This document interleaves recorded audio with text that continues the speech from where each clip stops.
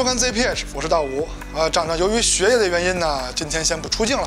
众所周知，我们是一档聊摄影的节目，但是之前呢，我们已经帮着大家了解手机厂商在发布会上吹了多少牛逼了。那么今天呢，我们好好聊一期摄影，聊聊大画幅湿版摄影。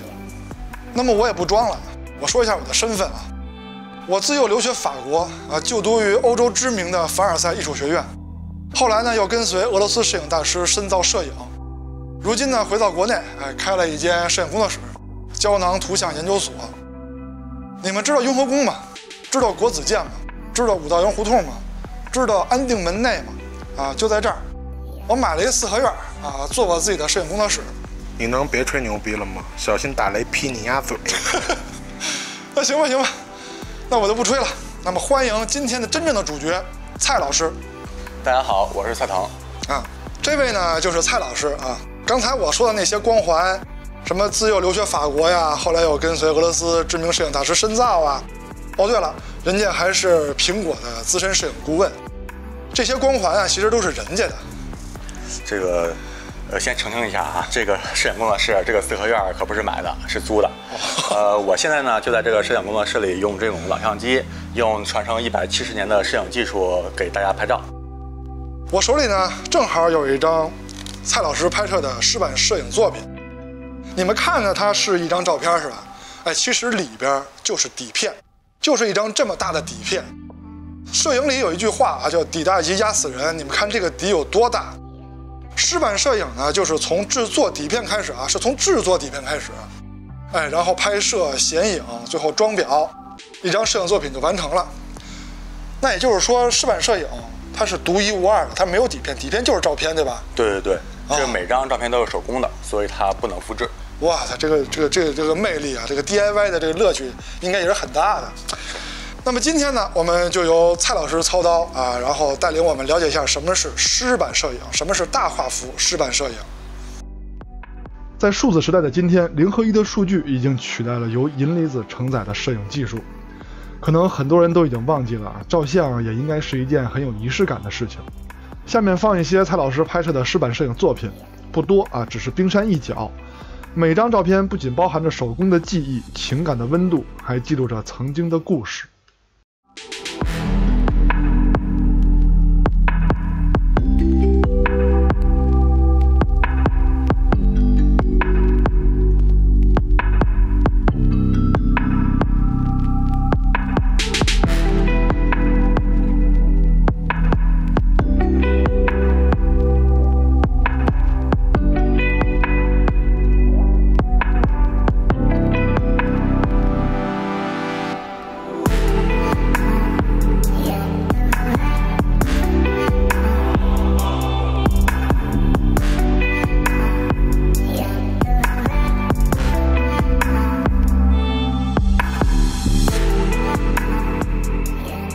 湿版摄影有一个很神奇的地方，就是在拍摄前，摄影师要亲自制作底片。你没有听错，就是要制作底片。它跟传统摄影都不同，传统摄影大家理解的是把胶卷装到相机里边，按下快门就可以拍照了。但是湿版摄影连这个胶卷就是底片都要摄影师亲自制作。制作过程呢，包括清洗玻璃板这个玻璃板就是底片的基材，当然也可以用其他材质。然后呢，就是涂上混凝胶，这个过程一定要涂抹得非常均匀。然后就是预银，银就是硝酸银。前面这些步骤还是可以见自然光的。底片预银后，就要在暗房里操作了。取出底片，封装到底片后背中，一会儿插入到大画幅相机里，就可以准备拍照了。这次给我拍照的底片大小是810的，也就是8×10因为我个子比较大嘛。在8×10之上呢，还有更大的画幅。当然，像长这么比较秀气的呢，就用小一点的底片就可以啦，什么4×5、5×7了，是吧？当然这是开玩笑湿版摄影可以在棚里边用闪光灯拍，也可以在户外拍。不过这里需要注意的是，湿版摄影的感光度非常低，只有 ISO 1你没听错，不是 ISO 100是 ISO 1。如此低的感光度，在户外拍的时候没有闪光灯的加持，那么曝光时间需要3到5秒钟的时间。如果是阴天，那么需要时间会更长，这个时间蔡老师会告诉你。我自己也不知道怎么了非得选择在户外拍摄。而且曝光时间那么长，我还非得要抖啊抖啊抖的，结果拍出来的照片不是很清晰，给蔡老师气得够呛。那么如果您在户外拍这种湿版摄影，需要长时间曝光的情况下，一定要听摄影师的啊，千万不要动。拍摄完成，回到暗房开始显影。每次看到蔡老师洗相片的时候，我就会想起曾经的胶片时代。那个时候很多摄影师都是自己拍摄自己冲洗，这不仅仅是 DIY 的乐趣，而是成就感，是自己的照片自己说了算。不自己暗房的摄影师啊，就不要老在人家面前说自己是玩胶片的了，是吧？就算到了如今数字时代，我也很喜欢数字暗房。显影成功的照片再经过清水冲洗就可以装入相框了。一般人的照片啊，比如说长长的照片啊，就是用蒸馏水、纯净水冲洗的。但由于我身份比较尊贵啊，照片比较娇嫩，就他妈直接扔墙角，拿自来水哗哗冲就行了。蔡老师给我拍的照片出来了，可能现在你们还看不出来效果啊，一会儿装裱完了你们就知道了。当然了，这里面呢，它也有用黑色玻璃，就是后面是黑底的玻璃拍照的啊，这样直接就可以呈现了。但是现在这种透明玻璃的呢，还得装裱之后才能看见效果。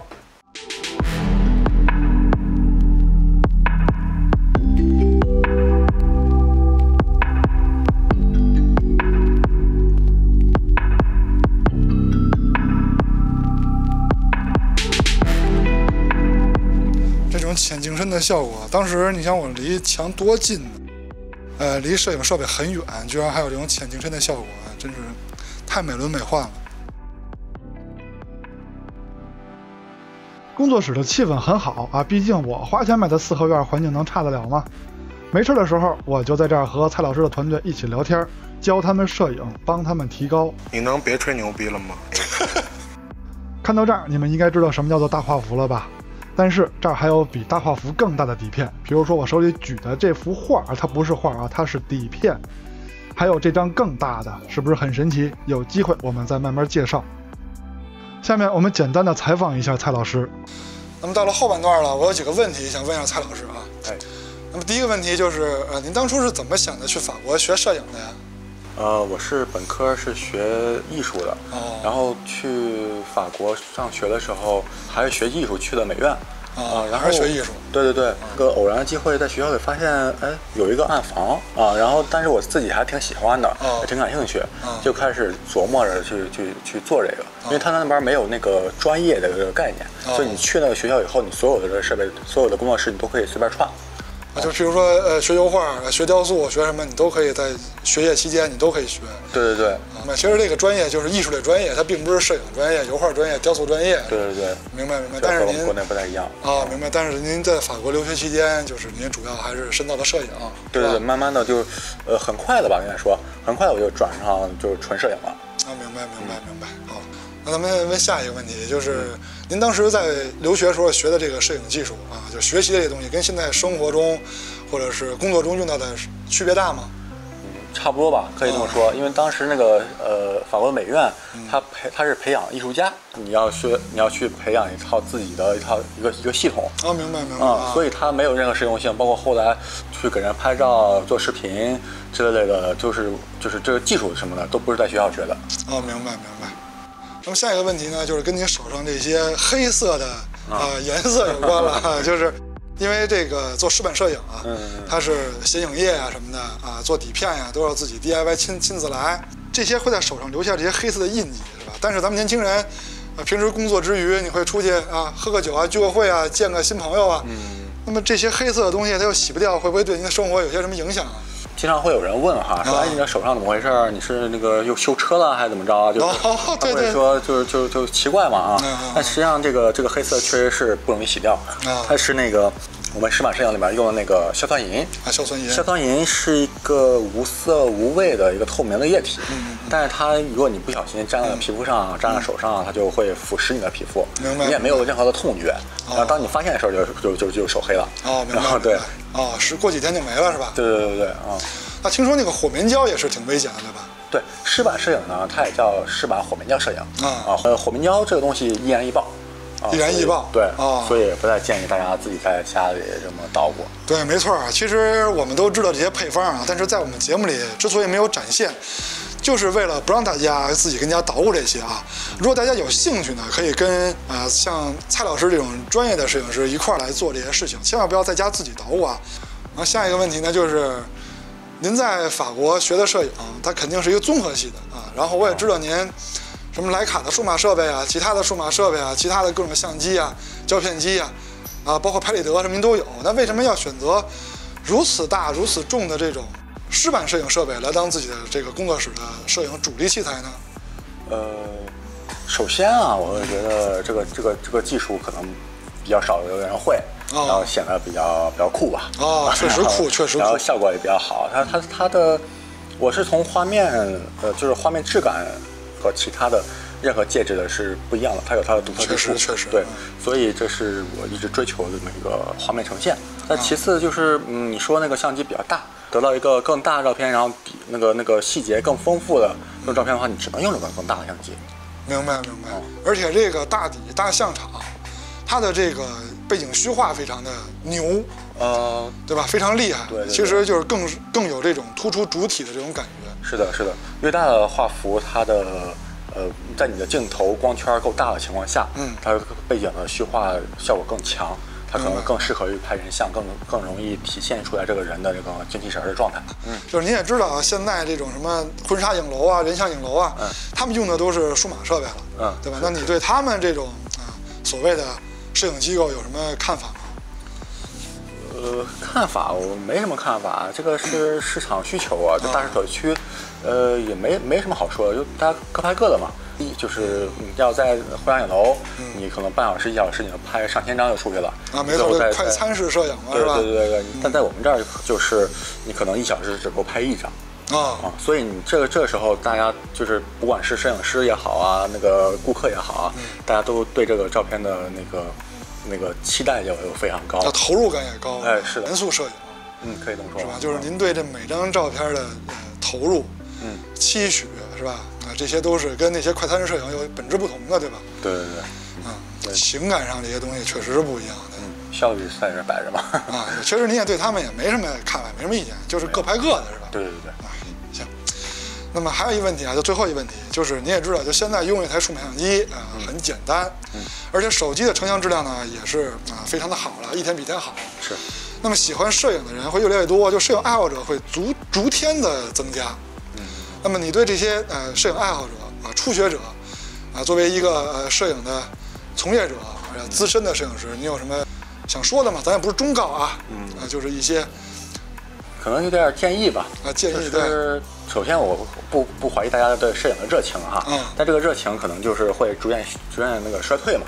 可能你拍着，你觉得这个也拍过，那个也拍过了，慢慢你就没什么太大兴趣了就是因为相机就放那儿吃灰了明白，就是因为它这个来得太容易了，对，每张照片来得太容易了，来得快去得快，是，我当然也希望大家就是可能更长久的说喜欢摄影，也不光是把它作为一个体验，就是我的建议的话，就是你可以拍更多的题材，或者是用更多的那个设备或工艺，你去拍照，比如说胶片，比如说拍立得。得到一些不同的摄影乐趣，没准儿呢，你还可以通过这些不同的尝试得到一个你更喜欢的、更心仪的一个摄影的感觉。明白，就是用尝试多种方式来为自己的爱好保鲜，对吧？对，对自己的热情保鲜。这是一方面那行吧，那今天的问题就先问到这儿吧。好嘞。通过刚才的展示呢，相信大家已经基本了解什么是湿版摄影了。没错，这个湿版摄影它的魅力非常大。而且制作工艺呢，确实也非常有意思。在如今的国内尤其是从底片开始制作然后到整个摄影拍摄完成，可能都没几个人会了。但是它的独特魅力呢，又不能通过显示器完全的传达给你。还真是那么，如果您对湿版摄影有兴趣，欢迎您参与到整个摄影过程中来。那么本期节目呢，先到这儿了。那么我们下期节目再见，拜拜。